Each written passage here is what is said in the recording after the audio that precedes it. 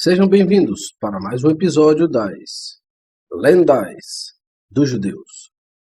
Jacó chega ao Egito.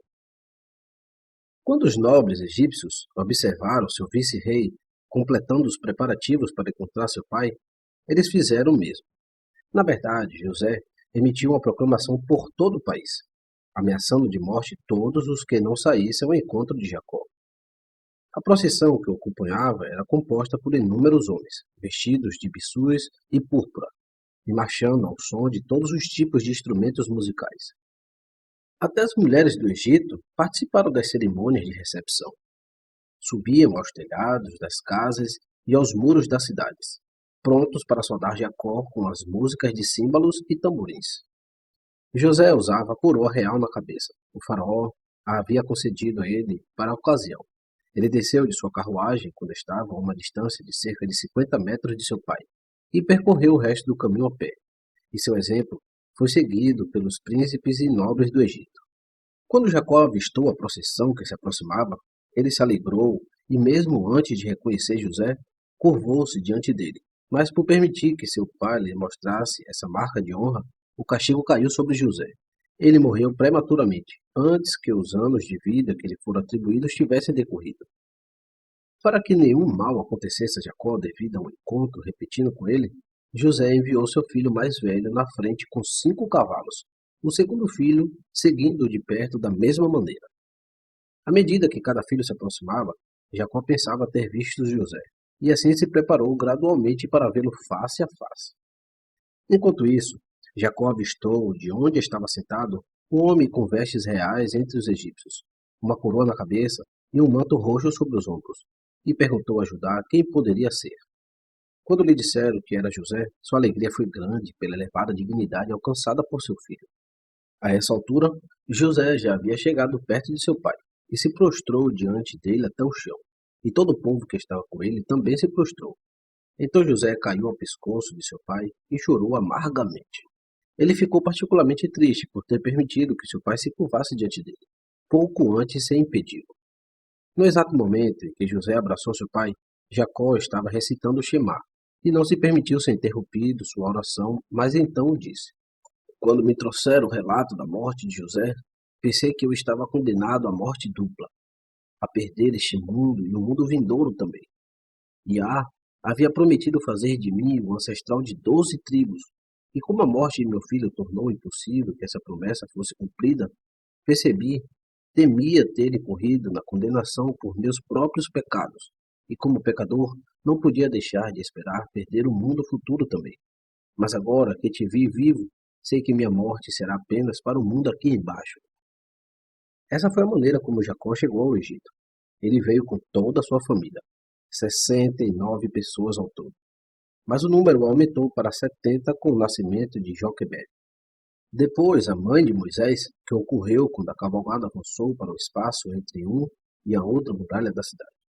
Todos os homens de sua família eram casados, até mesmo Palo e Hezron, o último dos quais tinha apenas 1 ano de idade na época de sua migração, e o primeiro apenas 2 anos. Tinham consigo as esposas que haviam sido escolhidas para eles por seus pais. Em geral, todos os filhos e netos de Jacó casaram-se jovens. Alguns deles foram pais aos 70 anos de idade. José pegou alguns dentre seus irmãos e os apresentou ao faraó. Ele escolheu os mais fracos deles, para que o rei não se sentisse tentado a mantê-los a seu serviço como guerreiros. E como ele não desejava que sua família vivesse perto dos egípcios, e talvez se amalgamasse com eles, ele os apresentou como pastores.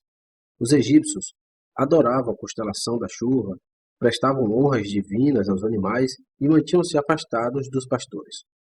O faraó, portanto, estava inclinado a atender ao desejo de José, de dar-lhes as pastagens de Gósen como local de permanência, a terra que era deles por direito, pois o faraó que tirou Sara de Abraão à força a havia dado a ela como sua posse irrevogável. Na sua conversa com o faraó, os irmãos de José deixaram claro ao rei egípcio que não era sua intenção permanecer no Egito para sempre, mas sim ser apenas uma morada temporária. Então José apresentou Jacó, seu pai, diante de Faraó. E quando o rei ouviu, disse a Og, que por acaso estava com ele naquele momento: Vês, Tu costumavas chamar Abraão de mula estéril, e aqui está seu neto com uma família de 70 pessoas. Og não acreditou no que via. Ele pensou que Abraão estava diante dele. Tão próxima era a semelhança entre Jacó e seu progenitor. Então Faraó perguntou sobre a idade de Jacó para saber se ele realmente era Jacó e não Abraão. E Jacó disse ao Faraó: Os dias dos anos da minha peregrinação são 130 anos, usando a palavra peregrinação em referência à vida na terra, que os piedosos consideram a permanência temporária em terras estranhas. Poucos e maus, continuou ele, foram os dias dos anos da minha vida. Na minha juventude, tive que fugir para uma terra estranha por causa de meu irmão Esaú. E agora, na minha velhice, devo novamente voltar para uma terra estranha. E os meus dias não alcançaram os dias dos anos da vida de meus pais nos dias de sua peregrinação. Estas palavras foram suficientes para convencer Faraó e Og de que o homem que estava diante deles não era Abraão, mas seu neto. Quando Jacó pronunciou as palavras, os dias dos anos de minha peregrinação foram poucos e maus, o Criador lhe disse: Jacó, eu te salvei das mãos de Esaú e Labão, e eu te restituí José, e fiz ele para ser um rei e um governante, e ainda assim você fala de poucos e maus dias? Por causa de sua ingratidão, você não alcançará os dias dos anos da vida de seus pais. E Jacó morreu aos 30 e poucos anos de idade, 3 anos a menos que o de seu pai Isaque. Ao sair da presença do faraó, Jacó abençoou o rei com as palavras: Que os anos que ainda lhe estão reservados sejam dados a ti, e que o Nilo transborde novamente e regue a terra. Suas palavras foram cumpridas, para mostrar que os piedosos são uma bênção para o mundo. O Criador fez com que o Nilo se elevasse acima de seu leito e frutificasse a terra do Egito.